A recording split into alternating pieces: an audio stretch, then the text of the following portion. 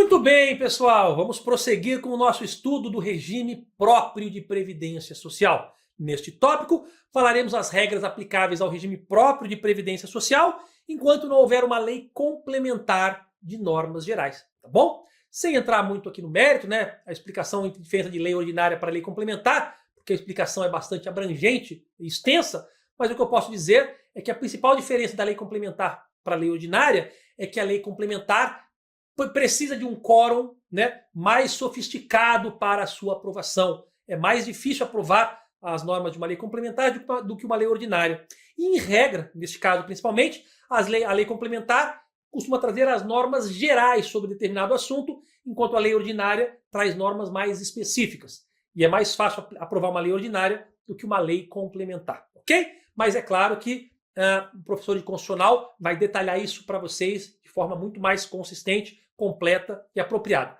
Mas o que eu quero trazer para vocês é o seguinte: enquanto não tiver uma lei complementar dispondo sobre as normas gerais do regime próprio, o que eu devo fazer? Vamos ver. Regras aplicáveis ao regime próprio enquanto não houver lei complementar de normas gerais. Olha só.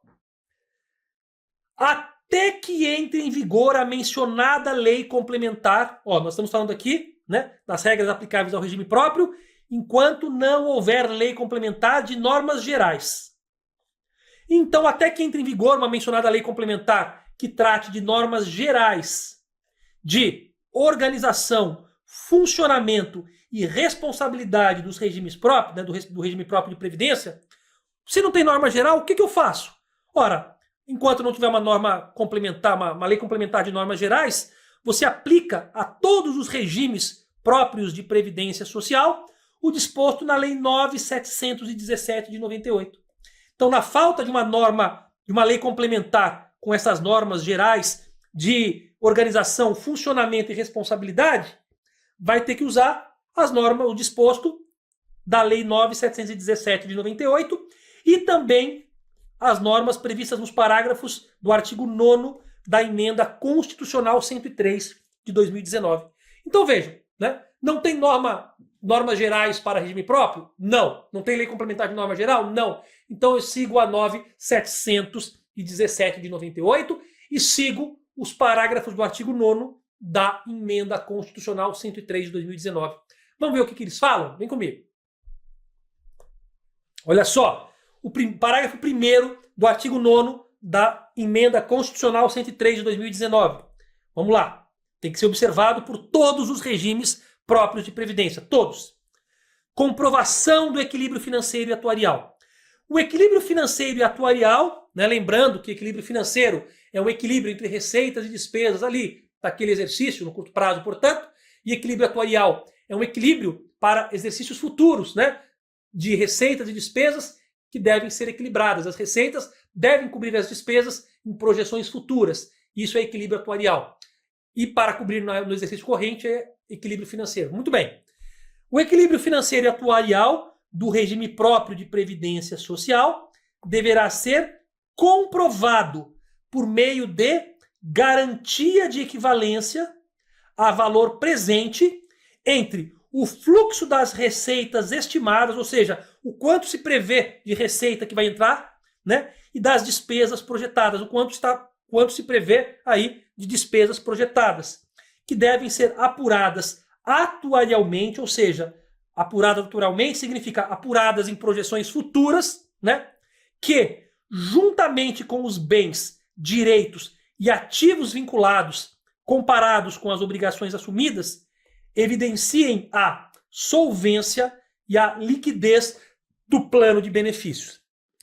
Quando o texto é muito rebuscado assim, os alunos ficam temerosos, falam, meu Deus, não entendi nada. Simples, pessoal, né? Tenta usar aí a interpretação conjunta para poder dar a melhor aplicação para vocês aqui.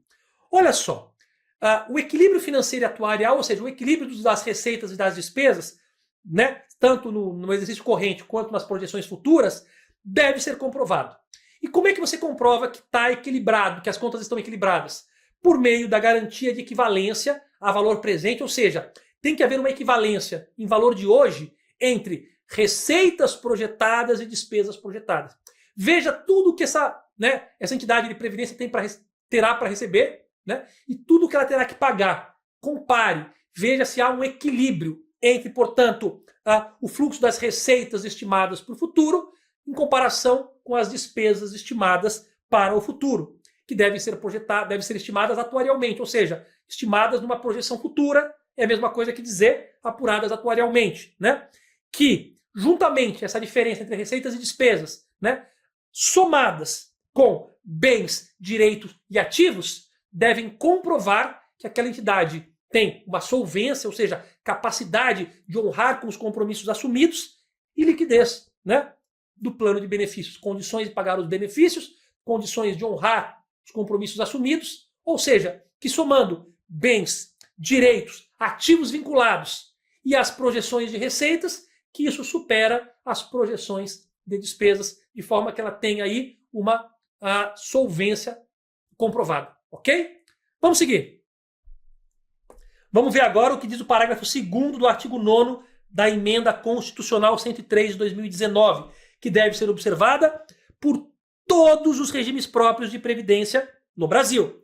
Olha só, o rol de benefícios dos regimes próprios de previdência social fica limitado a apenas 2 grupos. O grupo das aposentadorias e 2, o grupo da pensão por morte. Isso vale para todo regime próprio de previdência no Brasil. Enquanto não houver uma lei complementar que disponha sobre as regras das normas gerais, essa deve ser observada. Todos os regimes próprios de previdência social no Brasil só poderão oferecer aposentadorias e pensão por morte, nenhum outro benefício. Tranquilo? Quais são os benefícios dos regimes próprios de previdência? Se cair na sua prova, você sabe. Apenas aposentadorias, porque tem mais de uma, e a gente vai aprender todas elas, aposentadorias e pensão por morte. Só. Tranquilo? Vamos seguir.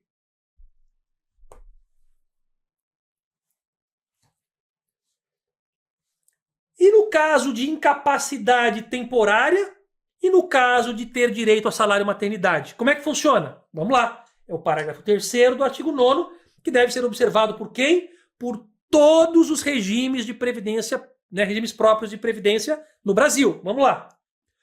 Os afastamentos por incapacidade temporária. O servidor sofreu um acidente, está doente, ficou afastado temporariamente para o trabalho. Ou a gestante, ou a adotante, né, tem direito a receber salário maternidade. Quem paga?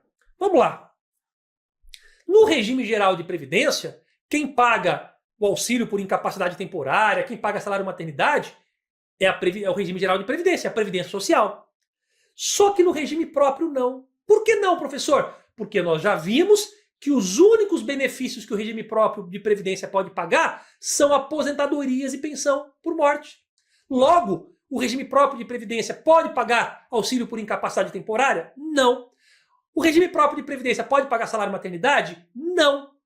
O fato do regime próprio não pagar não significa que o servidor não tem direito. O servidor tem direito, mas não é o regime próprio que vai pagar. Se o servidor tem direito e não é o regime próprio que vai pagar, quem é que paga? Quem é que paga é o ente federativo, olha aqui. Tá aqui, ó. Serão pagos diretamente pelo ente federativo, né? A União, Estado, DF, município, né? Distrito Federal. E não correrão a conta, não sairão dos cofres do regime próprio de previdência ao qual o servidor se vincula. Então imagine, eu sou um servidor público federal. Vamos supor que eu fique doente, sofra um acidente, fique 3 meses afastado. Quem é que vai pagar o meu benefício? É o regime próprio? Não. É a União. Como eu sou um servidor da União, quem vai pagar o meu um salário maternidade ou auxílio por incapacidade temporária é a União. Por que o regime próprio não paga? Porque o regime próprio só paga aposentadorias e pensão por morte e nada além disso. Os outros benefícios que são por direito do servidor serão pagos diretamente pelo ente federativo. União para os servidores federais, os estados para o seu respectivo servidor estadual, o DF para o servidor ali do DF e cada município que tenha regime próprio, né, pagará para o seu respectivo servidor ali, tá bom? Não é o dinheiro do regime próprio. Quem vai pagar o benefício é o próprio município, é o próprio estado, é o DF, é a União, que vai pagar tanto o auxílio por incapacidade temporária quanto o salário maternidade. Vamos seguir. Parágrafo 4º do artigo 9º. também é uma regra que se aplica a todos os regimes próprios de previdência social no Brasil, que é sobre as alíquotas dos estados, do DF e dos municípios. Vocês já aprenderam, né? Estado, Distrito Federal e municípios não poderão estabelecer alíquota inferior à da contribuição dos servidores da União. Nós vimos que, em regra, Estado, DF e municípios não podem cobrar dos seus servidores uma contribuição com alíquota inferior ao dos servidores da União, e nós vimos que tem uma exceção, exceto se este Estado, DF ou município demonstrar que o respectivo regime próprio de previdência não possui déficit atuarial a ser equacionado. Neste caso, pode ser inferior à contribuição do servidor da União, mas nunca, absolutamente nunca, poderá ser inferior às alíquotas do regime geral de previdência. Lembram disso? Nós já falamos, está aqui reforço. Estado, DF e municípios não poderão, os seus regimes próprios de previdência, cobrar contribuição dos seus servidores com uma alíquota menor que aquela alíquota paga pelos servidores da União. A alíquota hoje paga pelos servidores da União, a alíquota base é 14%. Então não se pode, Estados, DF e municípios, cobrar uma alíquota base inferior a 14%. A não ser que demonstrem que não possuem qualquer déficit atuarial, ou seja, qualquer projeção, comparando receitas e despesas para o futuro, que tenha aí um saldo negativo.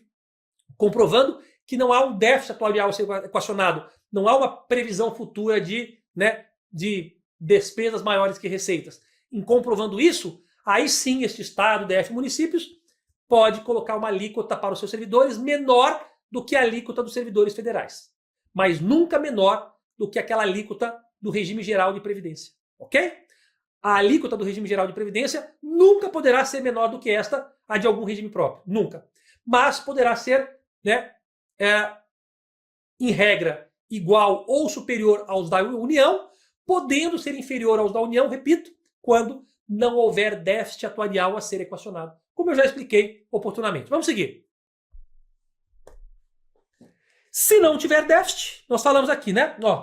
No slide anterior, se houver déficit, nós vimos que ele pode cobrar com alíquota inferior ao que nós vimos lá, ao servidor da União.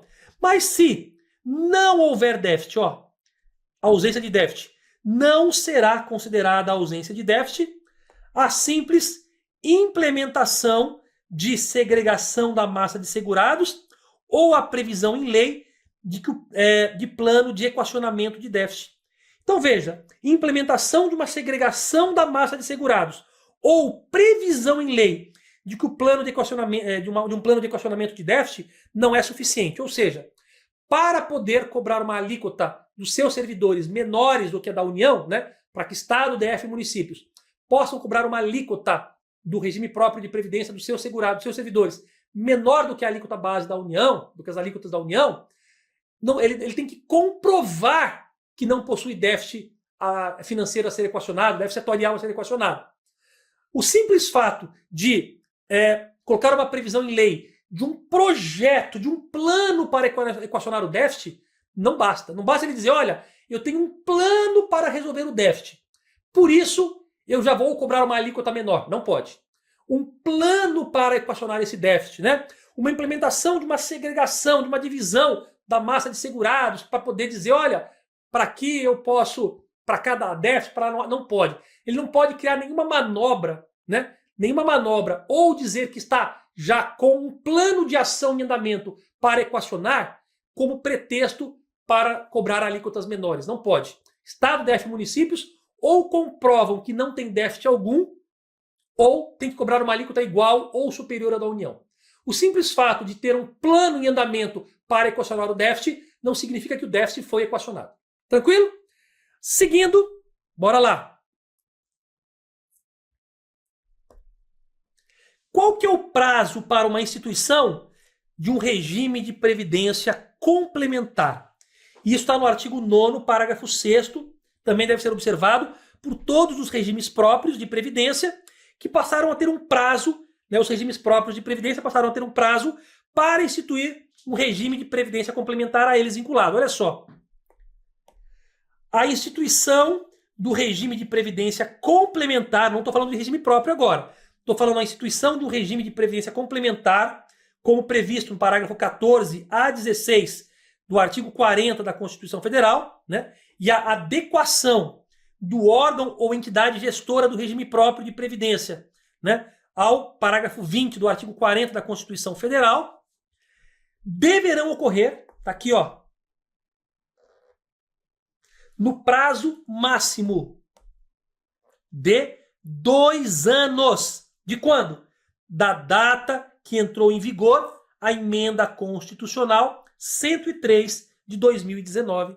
Então vejam, os regimes próprios de previdência social deveriam, né, instituir ali o regime de previdência complementar a ela vinculado, no caso, regime próprio de previdência, deveria, nos termos da Constituição aqui mencionada, instituir um regime de previdência complementar para complementar a renda dos servidores, já que, pelas regras do regime próprio de previdência, há um limite ao teto do regime geral. Mas se o servidor quiser contribuir para ganhar mais, pode? Pode. Para isso que existe o regime de previdência complementar do servidor público, né? E aí, esses regimes de previdência complementar do servidor público, vinculado ali aos seus respectivos regimes próprios, deverão ser criados, ou no caso deveriam ser criados, né? No prazo máximo de 2 anos. Contados de quando? 2 anos contados da vigência da reforma da Previdência, ou seja, da vigência da Lei Complementar, Emenda Constitucional 103 de 2019. Tranquilo? Beleza? Então, sabemos aí qual o prazo. Os regimes próprios de Previdência tinham 2 anos, né? Os regimes próprios, o próprio ente federativo, 2 anos da vigência da Emenda Constitucional 103 de 2019, para que os regimes de previdência complementar, para complementar ali a remuneração dos aposentados, dos pensionistas, dos regimes próprios, pudesse ser majorada, né? E aí, para isso, eles tinham 2 anos para fazer. Seguindo. Sobre a aplicação dos recursos do regime próprio. É o parágrafo 7º do artigo 9º. Vejam que eu estou passando por todos os parágrafos do artigo 9º da Emenda Constitucional 103 de 2019. Por quê?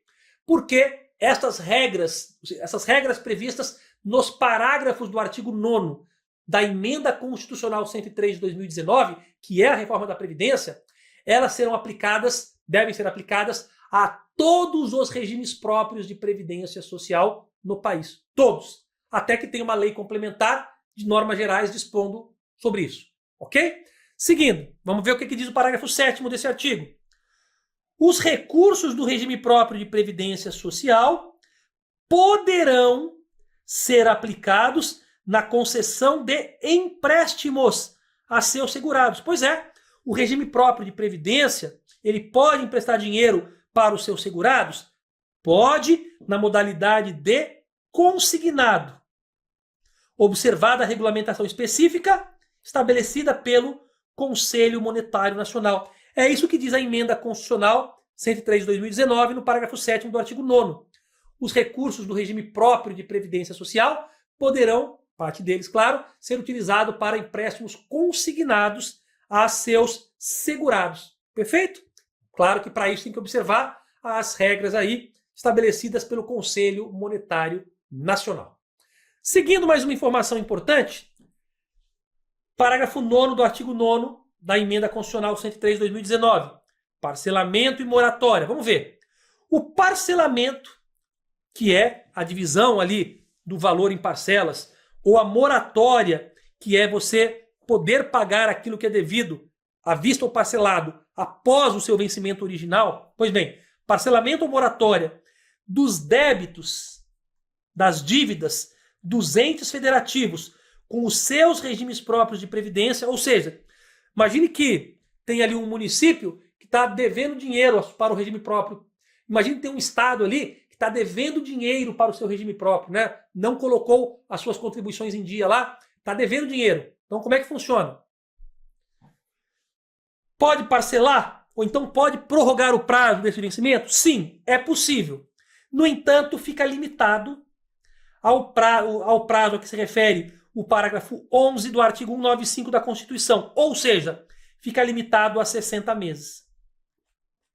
Então, qualquer parcelamento ou moratória dos débitos que os entes federativos, União, Estado, DF, municípios, né, tenha com seus regimes próprios, deve ser saldado de forma parcelada em até no máximo 60 meses, ou, né, prorrogando o seu vencimento, no caso moratória, em até 60 meses. Então, não se pode parcelar ou conceder parcelamento ou moratória para que os entes federativos honrem as suas dívidas com os regimes próprios por mais do que 60 meses. Tranquilo? Vamos seguir? Mais informação. Vamos a ela. Com o objetivo de assegurar recursos para o pagamento das aposentadorias e pensões concedidas aos respectivos servidores e aos seus dependentes, né, em adição aos recursos dos respectivos tesouros, a União, os estados, o DF e os municípios, adicionalmente aos recursos dos respectivos tesouros ali, ok? Poderão constituir fundos integrados.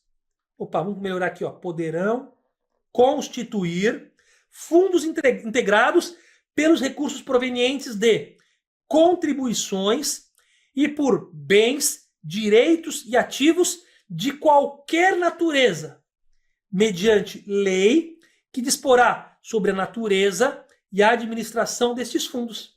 Ou seja, para assegurar, né, para que se assegure que serão pagos os valores de aposentadorias, serão pagos os valores de pensão, que não vai faltar dinheiro, é possível aqui, né, com esse objetivo de assegurar este pagamento das aposentadorias e pensões dos respectivos regimes, né, dos respectivos servidores e seus dependentes, para assegurar que eles vão receber esse dinheiro do regime próprio, a União, os estados, o Distrito Federal, os municípios, eles poderão, se assim desejarem, constituir fundos que garantam esse pagamento se alguma coisa der errado. Deu algum problema? Então, para garantir isso, né, para evitar que tenha problema, União, Estado, DF e municípios poderão instituir estes fundos integrados, com contribuições, bens, direitos, ativos, para formar um fundo que, numa situação de emergência, garanta o pagamento daquelas aposentadorias e daquelas pensões. Esta regra está prevista no artigo 249 da Constituição Federal e chamam-se fundos integrados. É facultativo. Poderão, né, além dos valores, em adição aos recursos normais, né, além dos valores que eles já tenham para esta finalidade de pagamento, eles poderão criar adicionalmente esses fundos integrados para colocar mais recursos lá que poderão garantir esses pagamentos. Seguindo aqui. Vedação à utilização de recursos do regime próprio. Em que situação? Vamos ver. É vedada na forma estabelecida na lei complementar de que trata o parágrafo 22 do artigo 40 da Constituição Federal, tá? A utilização de recursos do regime próprio de previdência social, incluindo os fundos integrados, que nós mencionamos no slide anterior. Não posso usar nenhum dinheiro do regime próprio, nenhum dinheiro deste fundo integrado, caso ele tenha sido estabelecido, para qualquer tipo de despesa distinta do pagamento dos benefícios previdenciários do respectivo fundo vinculado àquele regime e das despesas necessárias à sua organização e funcionamento. Ou seja, o dinheiro do regime próprio, bem como os recursos dos fundos integrados, se houver, né, do fundo integrado se houver, então, todos os recursos daquele regime próprio, bem como os recursos do fundo integrado se houver, não podem ser utilizados para nenhuma outra finalidade, que não sejam os pagamentos dos benefícios daquele regime próprio ou as despesas para o seu funcionamento. Está aqui, né? Despesas necessárias à organização e funcionamento. Não posso usar o dinheiro para nada além da organização, funcionamento e, além disso, pagamento dos benefícios de aposentadorias e pensão daquele regime próprio. Tranquilo? Na sequência, para fechar este módulo aqui, artigo 167, inciso 13 da Constituição, sobre a vedação de transferência voluntária de recursos. É vedada, ou seja, é proibida a transferência voluntária de recursos, a transferência voluntária de dinheiro, né? Bem como a concessão de avais, né, como avalista, garantias e subvenções pela União e também a concessão de qualquer empréstimo e de qualquer financiamento por instituições financeiras federais a qualquer Estado, Distrito Federal e município, se estes estados, DF ou município, descumprirem as regras gerais de organização e funcionamento do regime próprio de previdência social. Então, olha que interessante. Se algum estado do Brasil, se o Distrito Federal ou se algum município que tenha regime próprio descumprir as regras de organização e funcionamento daquele regime próprio, né, do regime próprio, as regras são gerais para todo o regime próprio. Se essas regras gerais aplicáveis a todos os regimes próprios forem descumpridos por algum estado, pelo DF ou por algum município, por conta disso, a União não poderá fazer as transferências voluntárias de recursos, não poderá conceder aval, garantia, subvenção, tampouco qualquer empréstimo ou financiamento para esse estado, para o DF ou para esse município que não tenha cumprido, né, de forma bem cumprida ali, de forma completa e correta, as regras para a organização e funcionamento do seu regime próprio de previdência. Então, Estado, DF e município que tenha regime próprio precisam cumprir todas as regras de organização e funcionamento com tamanha perfeição, porque se não o fizer, ficará sem as transferências voluntárias da União, né, os recursos que a União repassa para esses entes, ficará sem qualquer possibilidade de aval, garantia, subvenção e também não receberá qualquer empréstimo ou financiamento da União. Perfeito? Estas regras importantes que eu queria que vocês aprendessem são assuntos mais aprofundados, são assuntos mais avançados, mas que aqui eu quero que vocês saibam tudo, do 0 ao 100%, do simples ao avançado, do fácil ao difícil, qualquer questão de prova, você vai ter conhecimento e vai acertar. Bom, não vamos passar só pelo fácil e pelo confortável, vamos passar por todos os pontos, quaisquer assuntos que vocês precisem. No próximo tópico, a gente continua esse estudo do regime próprio. Até já!